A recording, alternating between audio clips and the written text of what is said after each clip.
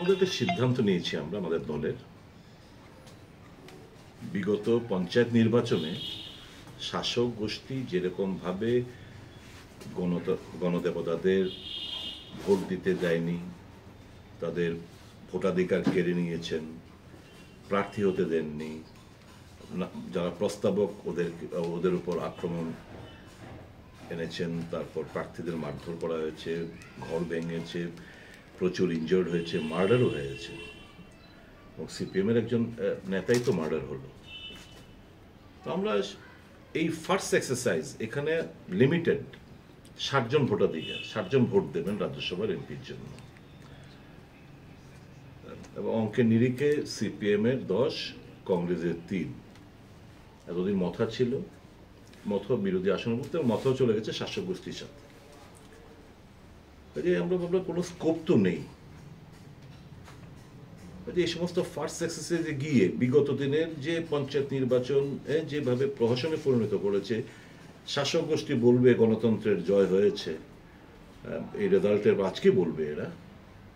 তো আমরা এই স্কোপটা আমরা দেইনি। আমরা এ রাজ্যের মানুষের ভোটাধিকার কেড়ে নেওয়া হয়েছে, গণতন্ত্র আজকে পদদলিত, তারই প্রতিবাদে আমরা দল এবং আমাদের 3 জন বিধায়ক আমরা সিদ্ধান্ত নিয়েছি, আমাদের দলও সিদ্ধান্ত নিয়েছে যে এই ভোটদান থেকে আমরা বিরত থাকবো। আমরা ভোট বয়কট না, we have abstained ourselves from voting in protest against the tremendous atrocities or undemocratic attitude of the party in power.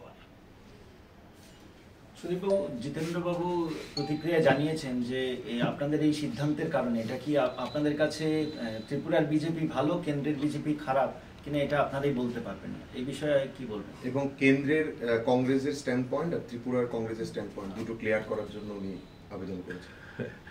আমাদের স্ট্যান্ড পয়েন্ট জিতেনবাবুকে ডিকটেট করতে হবে না, কিংবা অন্য কোনো পার্টিকে বলা শোভনীয় হয় না। কে লড়াইটা বিজেপির সাথে লড়াইটা চালাচ্ছে সারা দেশ জুড়ে সবাই জানে।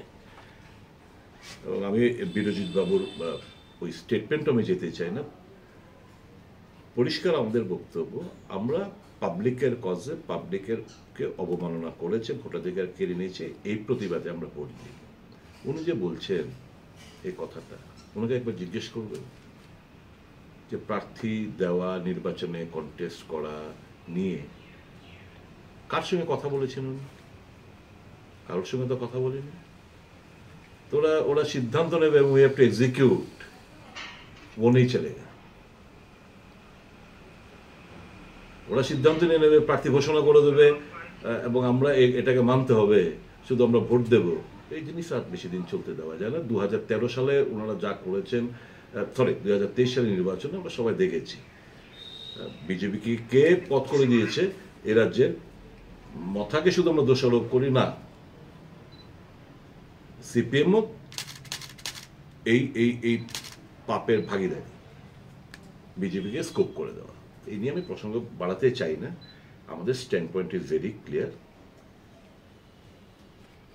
আম জনতার জন্য দল করা, আম জনতা ভোটাধিকার কেড়ে নিয়েছে, গণতন্ত্র পদদলিত, এর প্রতিবাদে কংগ্রেস দল সিদ্ধান্ত নিয়েছেন যে আমরা ভোটদান থেকে আমরা বিরত থাকবো, নিজেদেরকে অ্যাবস্টেন করবো। এ নিয়ে কে কি মন্তব্য করে আমাদের ভারী বয়ে আছে। ভবিষ্যতে রাজ্যে আপনাদের এই বামেদের সাথে যে মিত্রতাটা রয়েছে, ভবিষ্যতে কি থাকবে না? ইস্যু ভিত্তিক অনেক কিছু হতে পারে, এর মানে এই নয় যে নির্বাচনে একসঙ্গে লড়াই করতে হবে।